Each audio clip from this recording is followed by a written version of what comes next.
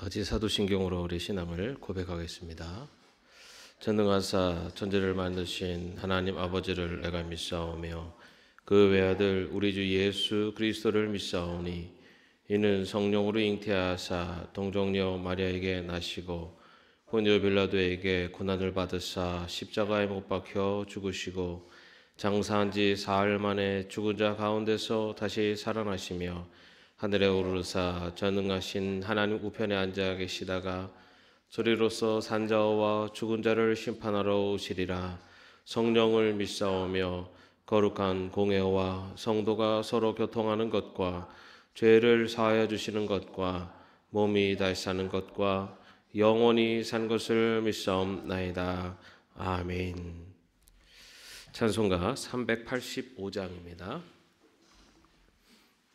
찬송가 385장입니다.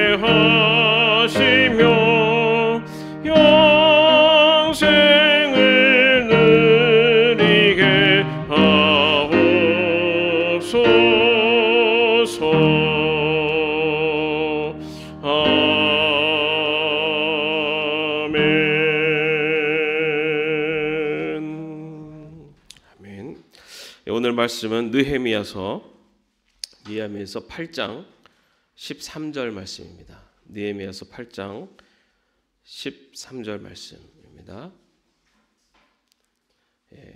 한 절인데요. 한 목소리로 함께 읽겠습니다. 이튿날에 모든 백성을 대표하는 각 가문의 어른들이 제사장들과 레위 사람들과 함께 율법의 말씀을 밝히 알고자 하여 학자 에스라에게로 갔다. 아멘. 제가 미국에 있을 때 제가 속해서 활동했던 선교단이 있습니다. 요한 선교단이라고 하는데요.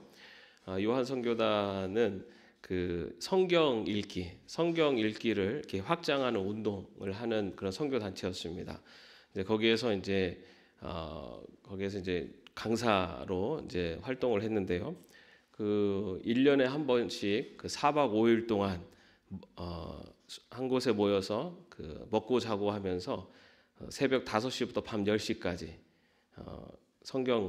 신구약 성경을 전체 일독을 하는 이제 그런 프로그램도 있었고요. 또 성경 암송 대회 프로그램도 있습니다. 그래서 이 성경 암송 대회는 필수로 암송해야 되는 장수가 3장, 그리고 선택을 해서 암송할 수 있는 선택 성경이 3장입니다.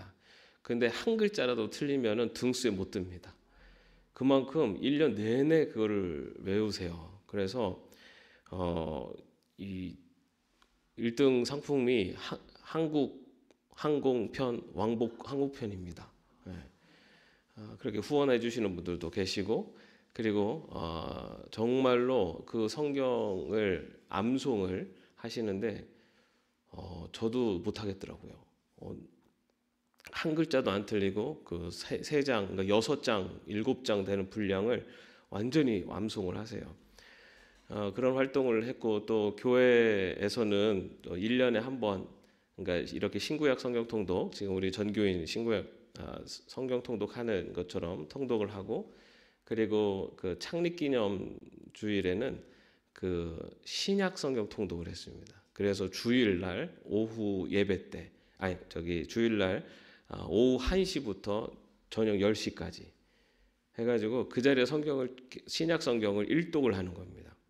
그렇게 성경 통독을 할 때 정말 오랜 시간 이렇게 성경 통독을 하지만 성경 통독을 하면서 또 굉장히 은혜도 많이 받고, 그리고 특히 암송을 하시는 분들은 참여하는 사람들뿐만 아니라 거기 참석하시는 분뿐 아니라 거기 함께하는 모든 이들이 굉장히 은혜를 받는 그런 경험도 많이 해봅니다. 그리고 참여하시는 분들이 암송을 하시면서 굉장히 그 은혜가 너무 충만해서 막 암송을 하시면서 눈물을 흘리면서 암송을 하시는 이제 그런 모습들도 보면서 거기 참여한 모든 이들이 은혜를 받습니다. 이처럼 하나님의 말씀을 가까이 하려고 노력하는 것, 그것이 우리 기독교인에게 있어서는 너무나 중요한 신앙의 자세입니다. 오늘 말씀도요, 이스라엘 백성들이 무려 6시간 동안 그 율법, 하나님의 말씀을 그 에스라를 통해서 듣게 됩니다. 에스라, 오늘날로 말하는 목사님이라고 부를 수 있습니다. 에스라 목사님께서 6시간 동안 이스라엘 백성들과 함께 율법을 같이 나눕니다. 율법의 말씀을 쭉 읽고 그렇게 6시간이 지나고 집에 돌아갔는데, 그런데 여전히 그 하나님의 말씀에 대한 갈급함이 있는 사람들이 오늘 본문 말씀처럼 이튿날 모든 백성을 대표하는 각 가문의 어른들이 제사장들과 레위 사람들과 함께 율법의 말씀을 밝히 앓고자 하여 학자 에스라엘로 갔다라고 기록하고 있습니다. 그렇게 오랜 시간 말씀을 읽고 난 이후에도 사람들이 율법을 밝히 알고자 하여 다시 찾아갔다라고 기록하고 있습니다. 여기서 밝히 알고자 하여라고 하는 뜻은 영어 성경에는 understanding이라고 되어서, 다시 말해서 말씀을 듣기는 들었는데 그 말씀을 다 이해할 수가 없어서 이해가 안 되는 말씀을 이 에스라 목사님께 찾아가서 그 뜻을 묻기 위해서 다시 찾아갔다라는 것입니다. 우리가 성경을 지금 통독을 하고 있고 매일 이렇게 일정량의 성경을 읽고 있습니다. 그거 말고도 또 더 많이 읽고 계신 분도 계실 거라고 생각을 합니다. 그리고 저도 역시 성경을 읽는 데 많은 운동을 했었고, 지금도 여전히 성경을 읽는 것은 너무나 중요하다라고 생각을 합니다.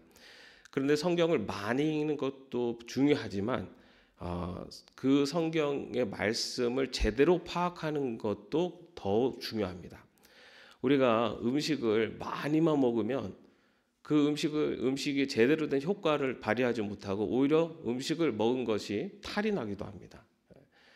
그래서 우리가 마찬가지로 성경을 많이 읽는 것도 중요하지만 그 성경 말씀이 갖고 있는 영적인 교훈들을 깊이 깨달아가는 것도 동시에 이루어져야지만이 이 성경이 주는 진정한 영의 양식이 우리에게 도움이 되고 우리의 영적인 우리의 영혼이 온전한 건강한 모습으로 성장할 수가 있습니다.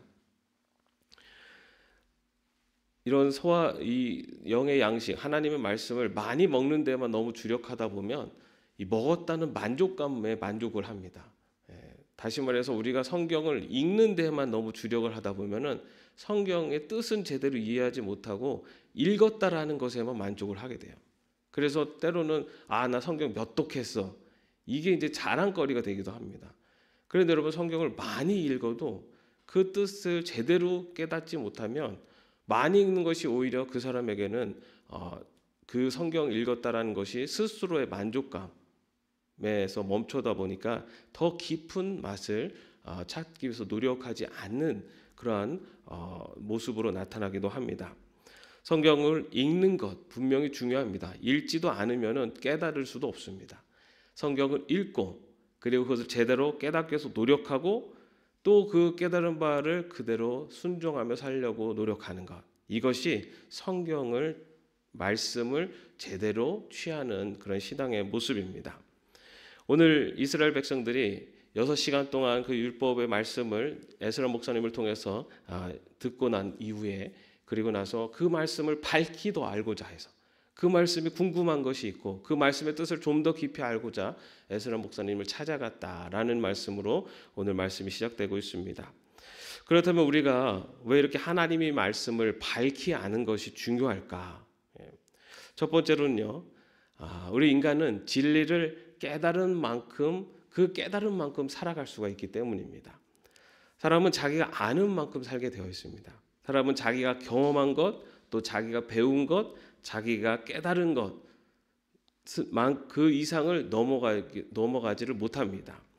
우리 신앙생활도 마찬가지입니다. 우리가 내가 오늘부터 하나님 말씀대로 살아야지 이렇게 아무리 다짐을 해도 하나님의 말씀에 대한 깨달음이 없으면, 그리고 하나님의 말씀을 알지 못하면 내가 결심을 한다고 해서 하나님 말씀대로 살 수가 없습니다.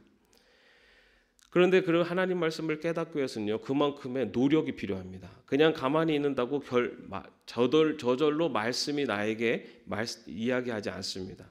우리가 말씀을 듣고 또 읽고 묵상하고 암송하고 연구하고 이렇게 말씀을 자꾸만 깨닫고 알기 위해서 노력을 할 때 그 말씀이 우리에게 주시는 은혜가 있고 그 은혜의 깨달음이 있을 때만이 우리가 그 말씀대로 살아갈 수가 있습니다. 본문에 나온 이스라엘 백성들은요, 그렇게 전날 6시간이란 시간 동안 말씀을 들었습니다. 그리고 그 다음 날이 됐을 때 다시 또 에스라 목사님 댁으로 찾아와서 그 말씀을 더 깊이 알고자 했습니다. 깊은 우물일수록요, 물을 얻기 위해서 두레박을 더 깊이 내려야 됩니다. 중간에 힘들다고 멈춰버리면 물을 얻을 수가 없습니다. 성경은요, 깊은 우물과 같습니다. 그래서 성경을 그냥 이렇게 훑어보면요, 제대로 된 우리의 생명수를 얻을 수가 없어요. 그렇기 때문에 두레박을 깊게 내리듯이 우리의 영혼의 말씀을 충만한 생명수를 얻기 위해서는 말씀 깊이 우리의 노력을 통해서 두레박을 내려야만 합니다. 여러분, 성경 말씀을 읽는 거 사실은 쉽지 않습니다. 그리고 성경 말씀이 처음에는 속된 말로 맛이 없어요. 여러분, 그래서 성경 말씀을 읽다가 잠도 자지 않습니까? 어떤 분들은 잠이 안 올 때 밤에 성경 말씀 읽으면 잠이 온다고도 하더라고요. 근데 성경 말씀은 수박 같아요, 수박. 그래서 여러분, 수박으로 빨대로다가 수박을 먹을 수 있습니까, 없습니까? 없죠. 그런데 여러분, 빨대를 갖고 수박을 탁탁 찌르면요, 잘 안 뚫리죠, 그죠? 그리고 그 수박 껍데기를 뚫은 다음에 쭉쭉 빨아 먹어봐야 수박 껍데기 맛밖에 더 냅니까? 그런데 어느 순간 그 수박 껍데기를 뚫고 그 빨간 속으로 쏙 들어가면은 그 다음에 쭉 빨아 먹으면 무슨 맛이 납니까? 맛있는 수박 맛이 나죠. 성경도 약간 그런 면이 있어요.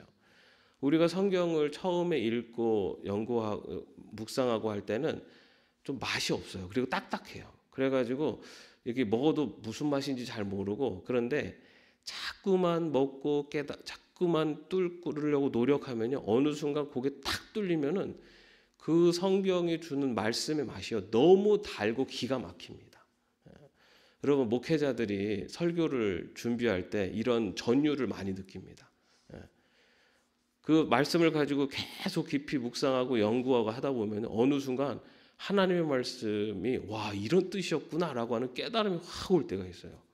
그때는 정말 막 심장이 막 이게 벌렁벌렁거린다 그러나요? 연애할 때보다도 더 심장이 막 뜁니다. 예. 그렇게 맛이 있어요. 그래서 우리가 하나님의 말씀의 그 깊은 맛을 깨달을 때까지 계속해서 노력하면 그 말씀을 통해 주시는 아주 귀한 그 꿀보다도 단 그 맛을 볼 때가 있을 것이고, 그때가 되면요, 성경을 읽지 말라고 해도 읽게 됩니다. 그 말씀이 너무 달기 때문에. 그래서 우리가 그렇게 깨달은 만큼 또 우리가 그 말씀대로 순종하며 살 수 있습니다. 그래서 우리가 하나님의 말씀을 밝히 알아가기 위해서 노력하는 것이 우리에게 필요합니다. 또한 말씀을 밝히 하는 것이 필요한 이유 중에 하나는요, 우리가 살아가는 삶의 방향을 이 말씀이 제시해 주기 때문입니다. 하나님의 말씀이 우리의 가정을 인도해 주시고, 또 하나님 말씀이 우리의 교회를 이끌어 주시고, 또 하나님의 말씀이 우리의 삶을 인도해 가십니다. 이처럼 하나님의 백성들이 하나님의 말씀이 가리키는 방향을 향해 나가는 것을 우리는 비전이라고 합니다. 비전을 갖고 사는 사람은요, 결코 방황하지 않습니다. 비전을 갖고 사는 사람은 결코 흔들리지가 않아요. 그 목표를 향해 살아가기 때문에, 삶의 목표가 있기 때문에 흔들리지 않고 그 길을 향해서 나갈 수가 있습니다. 비전이 없는 인생은요, 마라톤 선수가 결승선이 어딘지 모르고 달리는 것과 같습니다. 목적지를 몰리고 달리는 선수는요, 성실하게 달릴수록 때로는 그것이 그에게 비극이 되기도 합니다. 목적지를 모르기 때문에 때로는 반대 방향으로 열심히 달릴 수도 있어요. 그렇게 되면 달릴수록 그에게는 목적지로부터 멀어지는 비극적인 인생을 살아가게 됩니다.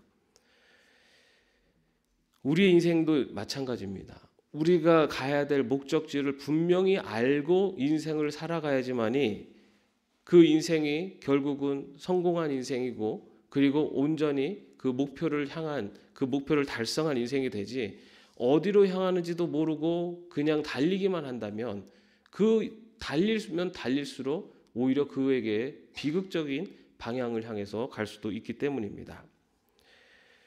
열심히 달리기는 달렸는데 달리면 달릴수록 결승선과 멀어졌다면 허무하고 의미 없는 인생을 살아가는 것과 마찬가지이기 때문입니다.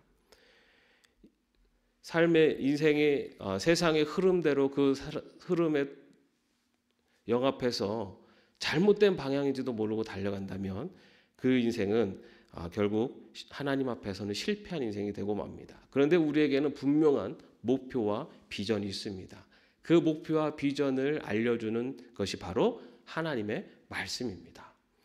그렇기 때문에 우리가 하나님의 말씀 가운데에서 말씀을 부여잡고 말씀의 뜻을 깨달아 알아가며 우리의 비전과 목표를 향해 나아가는 것, 그것이 하나님의 백성들이 이 세상을 살아가는 데 흔들림이 없이 온전한 방향과 그리고 목표를 갖고 살아가는 그러한 아름다운 모습일 줄로 믿습니다. 여러분, 배를 타고 갈 때 배가 항해한다고 하잖아요. 그렇죠? 분명한 목적지를 향해 나아가는 것은 항해라고 합니다. 그런데 목적지를 잃어버리고 배가 나아가는 것은 뭐라고 하냐면은 표류라고 합니다. 목적지를 놓쳐버리고 어디로 가야 될지 모르고 그저 바닷물이 흘러가는 대로, 물살이 흘러가는 대로 사는 인생은 표류하는 인생입니다. 우리 인생의 배를 항해하는 인생이 되기 위해서는 우리의 목적지, 신앙에 또한 자세히기도 합니다. 오늘 또 우리 하루의 인생을 살아갑니다. 오늘 하루를 살아가면서 내 인생을 항해하는 인생이 될지 표류하는 인생이 될지, 그것에 대해서 우리는 어떤 인생을 살아가야 될지를 우리가 결정을 합니다. 하나님의 말씀을 더 가까이 하고 그 말씀의 뜻을 깨달아 알아가면서 내가 살아가야 되는 삶의 방향을 분명히 정하며 살아가는 인생, 그래서 하나님 나라를 향해 항해하는 저와 여러분의 귀한 하루 또 신앙의 인생이 되시기를 주님의 이름으로 축원합니다. 기도하겠습니다. 하나님, 이스라엘 백성들이 그 말씀을 밝히 알고자 다시 에스라에게 찾아가 말씀을 듣고 말씀을 배우는 모습을 봅니다.